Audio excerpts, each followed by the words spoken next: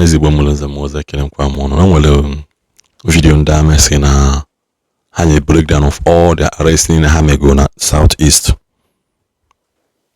All the arrests in Hamegona Southeast.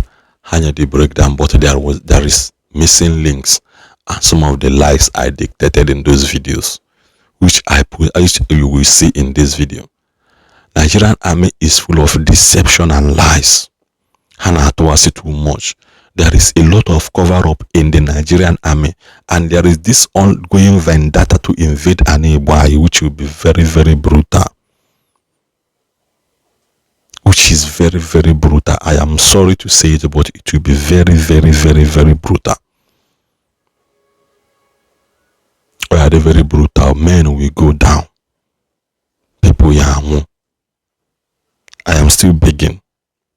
I am still saying this. Enforce security in Anibwai. These people are not living in Anibwai for anything. They don't want to leave it. Hachukan and no how scatter Anibwai so that Kandi would then an election. So that came with time election. Came with time making an came with time install some of their people in their strategic places they want.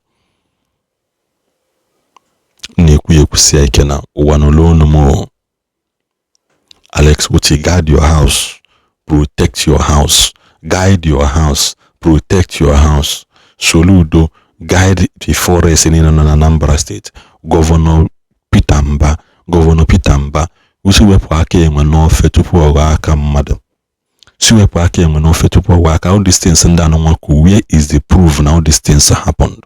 Handame pota gocha hini na hago, but there is nothing to show up in their page. Bikono do the nene da video wako nyameme. Unenesia video how I countered their lies using their own platform. God one. The operation has sustained targeted campaigns against the proscribed Indigenous People of Biafra IPOB and its armed wing, the Eastern Security Network, delivering sustained blows to the operational, medical and logistics infrastructure across the Southeast. During the period, troops neutralized 3 terrorists, arrested 16 suspects and rescued 2 kidnapped victims. Significantly, on the 29th of March, a wanted IPOB ESN terrorist, Simon Chukwu Meru Akpoki alias Ayo, was apprehended at his hideout in Ogun State. On the 31st, 2 nurses responsible for treating IPOB and ESN wounded fighters were arrested in Anambra State, which critically dismantled the terrorist group's medical support network.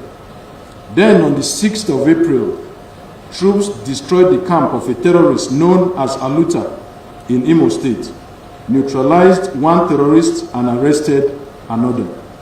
On the 14th of April, ransom proceeds from a kidnapping in Uzo-1, the local government area of Enugu State, were electronically tracked, leading to the arrest of 2 suspects and the recovery of firearms and cash.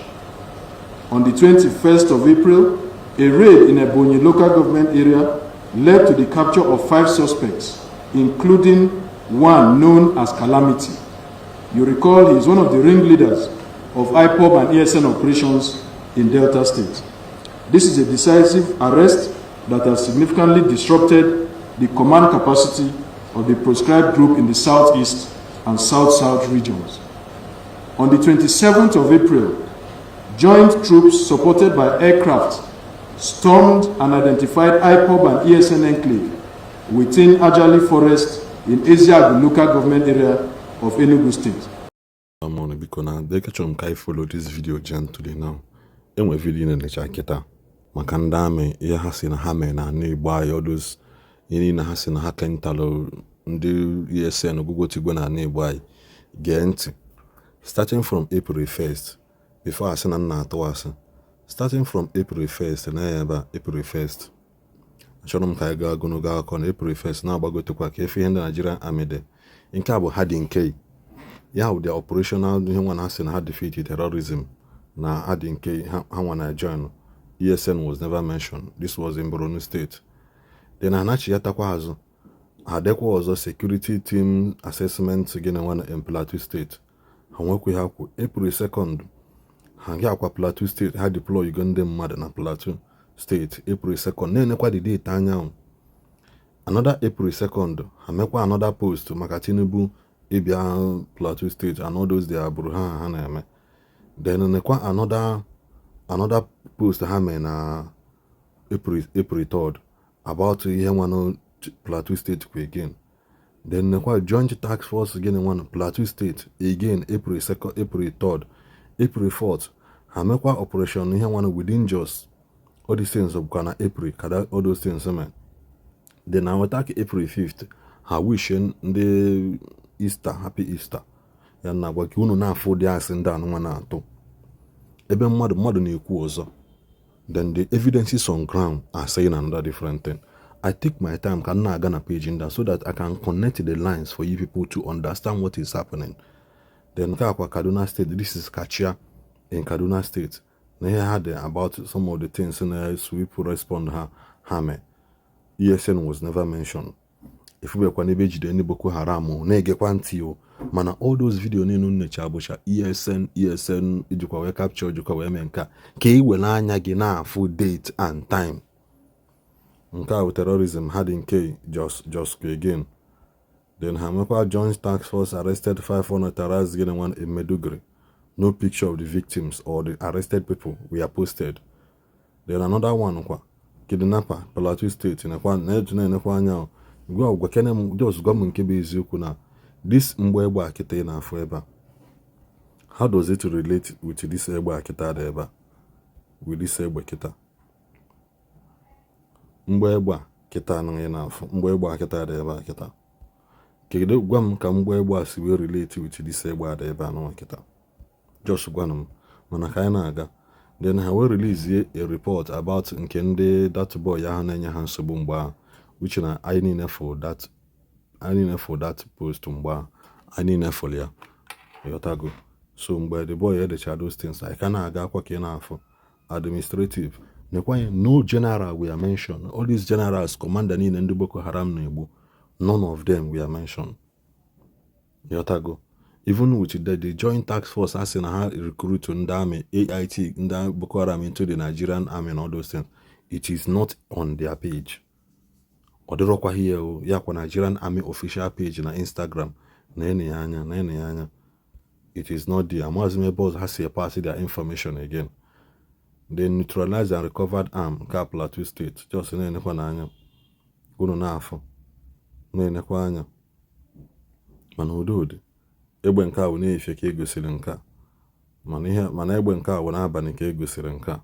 So amazim na ha na-agba na-efe agba n'abalị egbe nke a ọ dịzi one nke a dị iche egbe nke a dị iche nekwa egbe nke anụnwa dịkwa iche again nke anụnwa dịkwa iche akwakwa unu na-afụ dịsa egbe nke a dịkwa iche.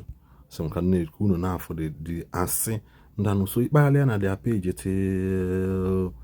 ị na-agbagote yara afụ ebe ha menshọnụ ijikwa wee gbuo ndị Boko Haram nke anụnwa nke ọzọ nekwa distance picture ha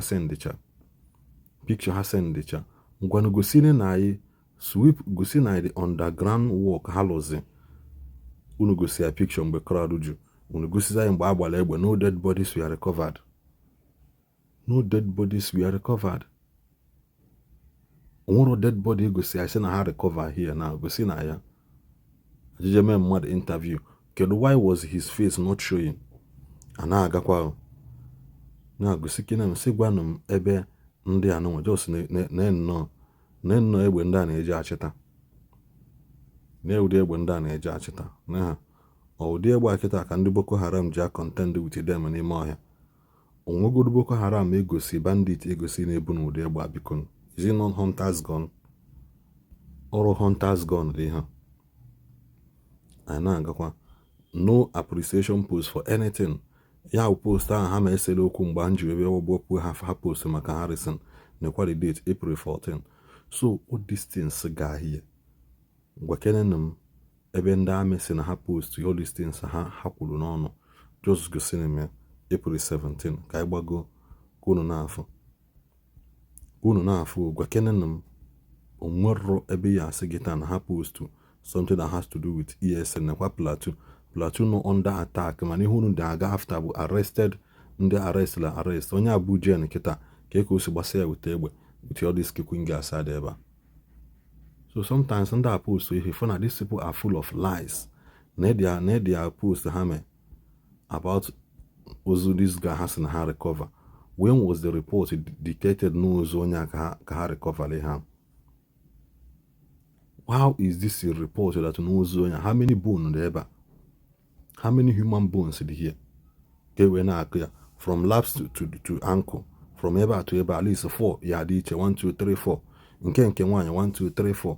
Then what are these ones dịkwa n'akụkụ ebe? Where are those ones coming from? Kedu all these things dị ebe? Kedu ebe ha si? Kedu ebe ha si? Ndị a na-atụ ogologo asị necha ha na-edi page anya. So ha post all these things bịa na-atụ asị na social media. Sometimes learn to read through them because they are a bunch of liars. Ha na-atụ asị asị ọkwa m na ha da alụ ọlụ ha na-alụ ọlụ mana ha na-atụ asị ka ọ dịkwanụ.